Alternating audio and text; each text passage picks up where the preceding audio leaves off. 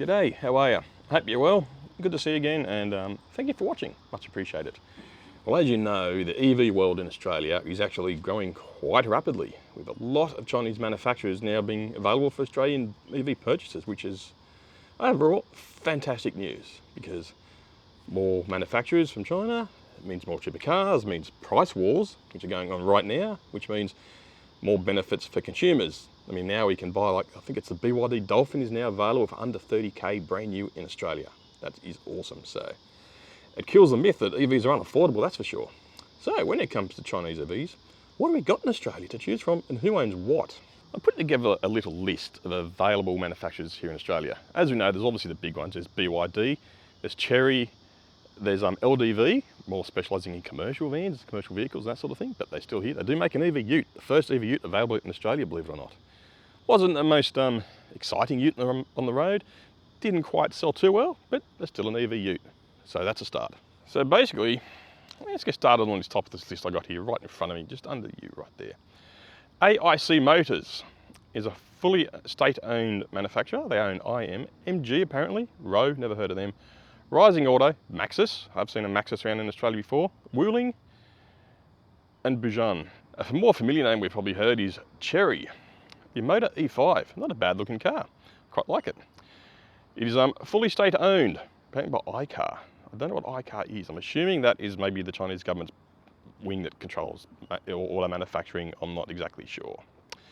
Then we have Changan Automobiles, which again is another fully state owned company.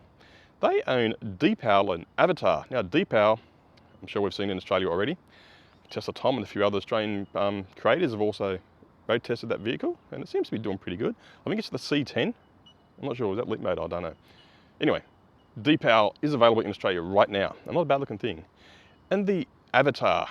Now, Avatar I have not seen in Australia. I don't think it's coming to Australia. I'm not exactly sure, but there is a video by Out of Spec done with their full self-driving system in China, and it is seriously impressive. I mean, it is, holy shit, Tesla Autopilot, as it is in Australia now, has nothing on this. This is amazing. And if that can get out to the global market before Tesla FSD, bad news for Tesla. After Changan Automobile and Deepal, we have the GAC Group, majority state owned, Orion Hycan. Again, we don't have those brands in Australia, so not really much to worry about at the moment. Then we have BAIC Group, which again is fully state owned, and again, we don't have them in Australia. Arc Fox, I think is their brand, I'm not exactly sure. FAW Group, don't have them here. Dongfeng Motor Corporation, fully state owned, owns Voya. Again, another brand we don't see here, probably won't. Some of those few brands I've just mentioned here, we probably never see here, because Australia is just, compared to China, literally a minuscule, pitiful nothing of a market really. But what we do have here is on this, SAIC Motors, fully state owned. They own IM, MG, Rowe, Rising Auto, Maxus, LDV, same brand. And obviously we have BYD, which is partly state owned. I do believe the likes of Warren Buffett were big investors in BYD in the early days. Good investment, that one, done really well. BYD, immensely popular. I've seen the Atto 3s everywhere. The Dolphin's now out. I do believe that's the one that's like super cheap. Under 30K, $29.90 I think is a deal you can get done now, which is amazing value, especially for a car that has like 350 to 400, even more kilometers of range. Really good. And the BYD brand is building quite strongly in Australia at the moment. It's well known, and the BYD Shark is coming out too.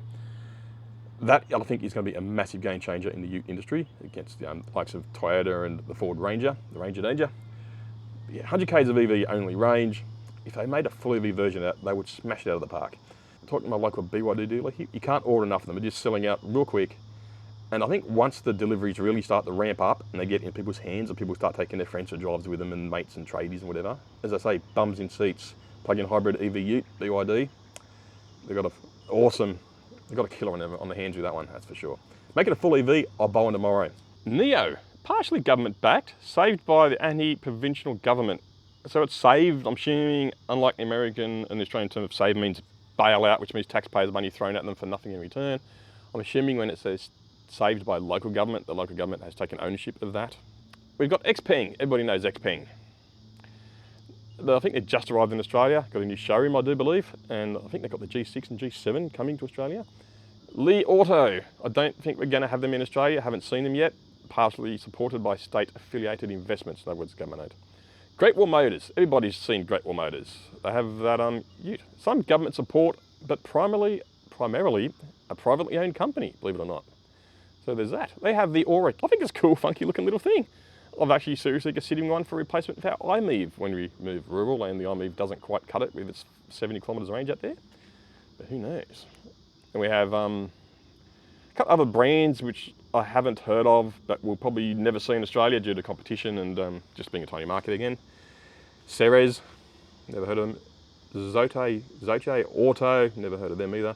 Denza, now Denza I have heard. I do believe this is the premium brand of BYD, because it is a partnership between BYD and Mercedes-Benz. It is basically partially influenced by state-owned entities via the BYD tyres. So there's that. But will we see Denza in Australia? I think so. Tesla Tom, I mean Ludicrous Feed, you'd know more about that. Same as Riz from Carloop, they're more into the Chinese market than I am. I'm only just getting started in this. So. Geely, yes, Geely is coming to Australia. They are privately owned. Again, maintains strong government relationships, benefits from state support.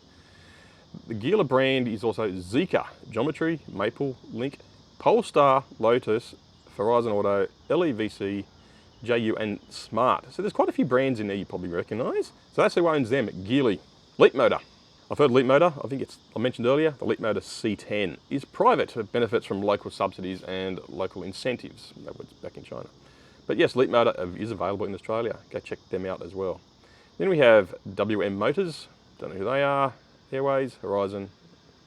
And the rest I've never heard of. I've heard of HiFi, which is Human Horizons, HiFi. It's a privately owned company. You'll probably never see them here. The only reason I recognise that name is from Bjorn Nyland over in Norway. He's tested a couple of their cars in the past. So that's the only other time. So that's it. That's the who's who in the Chinese EV market in Australia and who owns what. Not that it matters. We get cheap EVs, we're getting good quality EVs, long range, super reliable. I mean, EVs are just reliable, that's just what they are. So if you got this far, thank you for watching. I do much appreciate it. Take care of yourselves and I'll see you all in my next video. So yeah, like, comment, subscribe. I think that's the algorithm thing. Don't have to if you don't want to. I'm not fussed either way. Would be nice. So have a good one. See ya.